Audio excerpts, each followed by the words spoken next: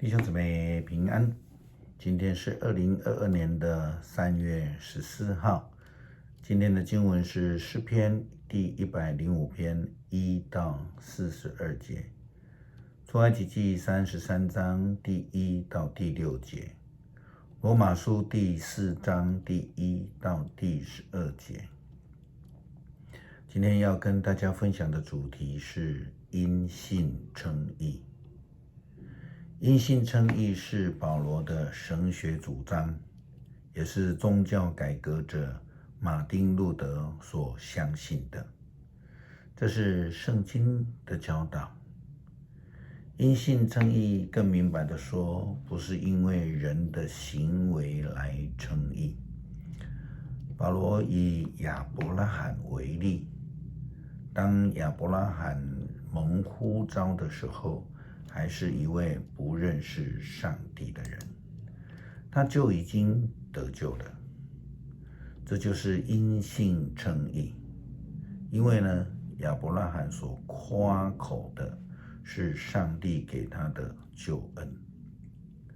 呼召不是因为他有什么好的行为。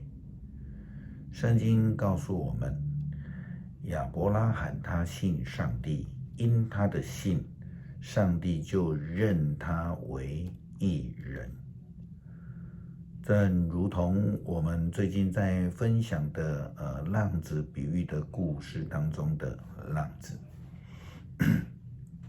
当他决志回到父亲的家的时候，并不是因为他已经有了什么样的好行为，而是爱他的父亲在门口天天的盼着他回家，一看到他就动了慈心，跑向前去拥抱他，亲吻他，并让他恢复儿子的身份。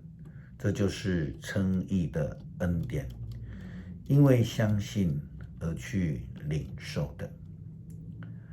保罗提到做工的人得工资，这个不算恩典，而是他应得的。但是那信靠判罪人无罪的上帝，上帝要因着他的信，而不是他的行为，使他跟自己有合宜的关系。大卫所说，那靠行为而蒙上帝认为义的人有福了。不靠行为蒙上帝认为有义的人有福了，就是这样的意思。他说，那过犯蒙宽恕，罪被赦免的人有福了。根据保罗的论点，恩典是给不配的人的，因为若是配的人，他得到恩典只不过是应得的，而不算是恩典。因信称义，就是在说明上帝的救恩是白白的赏赐给那些不配的人。保罗又说，那罪过不被主计算的人有福了。上帝差遣摩西带领以色列人出埃及，预备要进入上帝所应许亚伯拉罕的地，也不是因为以色列人有多么好的行为，而是上帝听到了他们苦痛，赐下了怜悯。这是恩典。但是并不是因为这样子，以色列人就可以为非作歹。上帝这样告诉他们，告诉摩西，你跟你从埃及领出来的人们要离开此地，到我应许亚伯拉罕、以撒、雅各和他们后代的那土地去。我要差遣天使引领你，我要赶走迦南人、亚摩利人、赫人、比利洗人、希未人和和耶布斯人。你要去的地方是流奶与蜜的丰饶之地，但是我不和你们同去，因为你们顽劣，恐怕我会在路上把你们消灭了。特别是在他们造了金牛得罪了上帝之后，上帝仍然赐给他们恩典，因为上帝是慈爱的，虽然他们是顽劣的。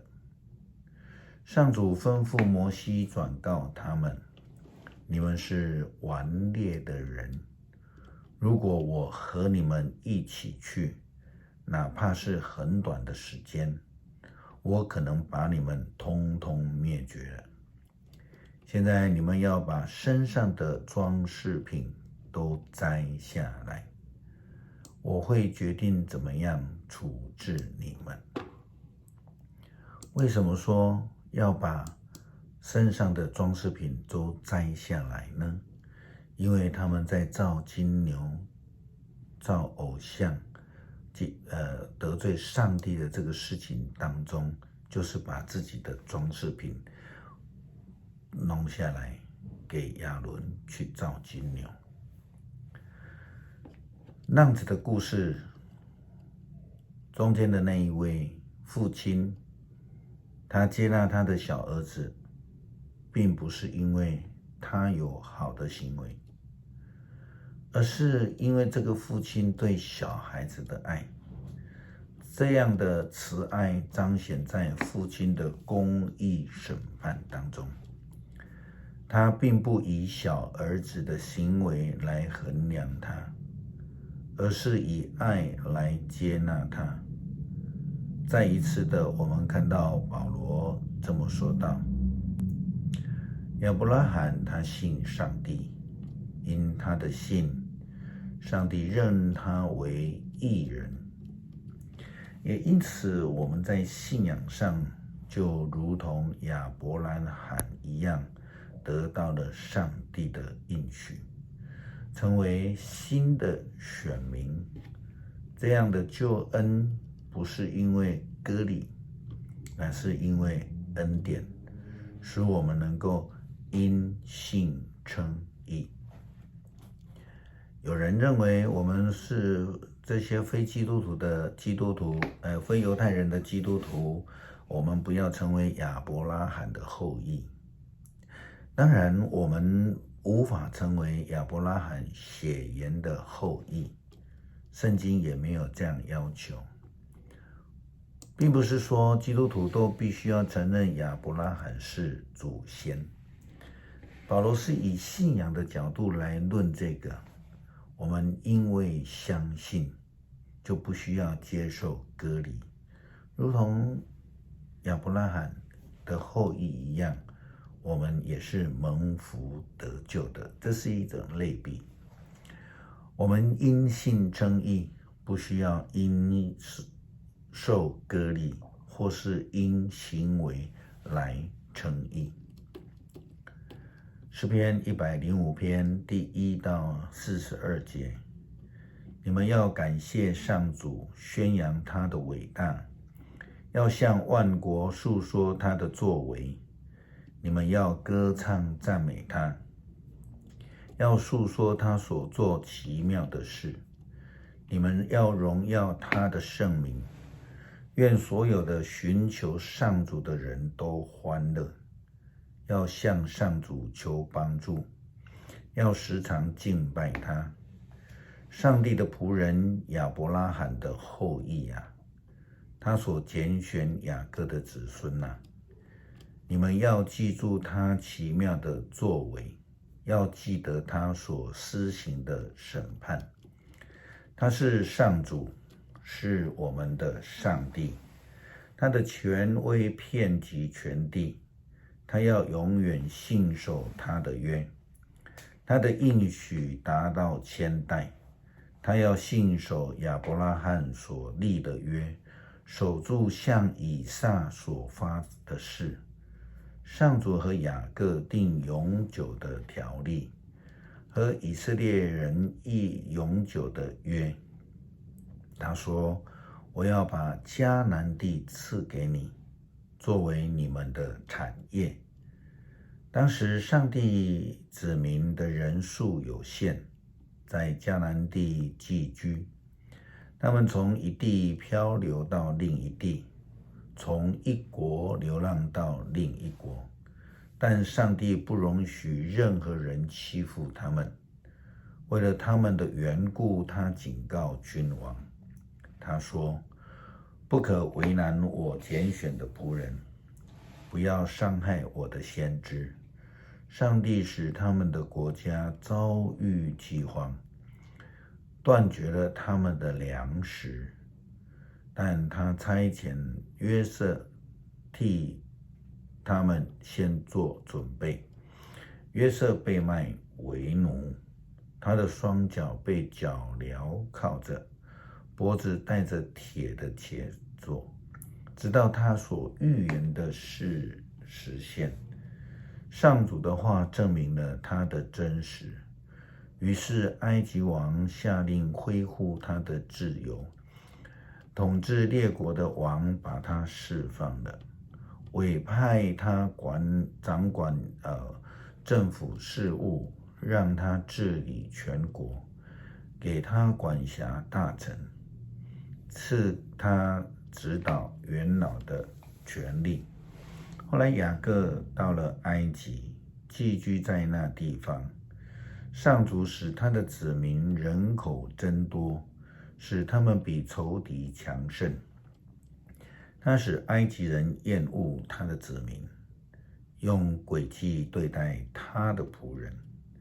于是他差派他的仆人摩西，又派他所拣选的亚伦，他们执行上帝大能的作为，在埃及显了神迹。上帝使黑暗笼罩地面，埃及人却不听从他们的命令。他使他们的河水都变成血，消灭了所有的鱼类。他们国中遍地青蛙，连王宫也不能免。上帝一发令，苍蝇成群飞来，蚊虫充满四境。他降冰雹代替雨水，使闪电横扫全地。他毁坏了葡萄树和无花果树，推倒了境内所有的树木。他一开口，蝗虫成群飞来，成千上万，无从计算。他们吃光了境内的蔬菜，吞尽了所有的五谷。他击杀了境内每一家的长子，杀灭了他们的头胎。然后他领以色列人带金银离去，他们个个身强体壮。他们离去的时候，埃及人非常高兴，因为他们害怕以色列人。上帝用云彩来掩护他的子民，夜间用火照亮他们。他们要求他，就使鹌鹑飞来，他从天上降粮食喂饱他们。他打开磐石，使泉水涌出。他使干旱的旷野水流成河，因为他记得他神圣的诺言，就是给他仆人亚伯拉罕的应许。谢谢天父赐给我们救恩，让我们在还不知道什么的时候，就已经获得了你所赏赐的救恩恩典。求主帮助我们，能够在蒙恩得救之后，生命就被改变，无论言语、行为各方面都有基督的香气，成为一个好的见证。祷告是奉主耶稣基督的名求，阿们。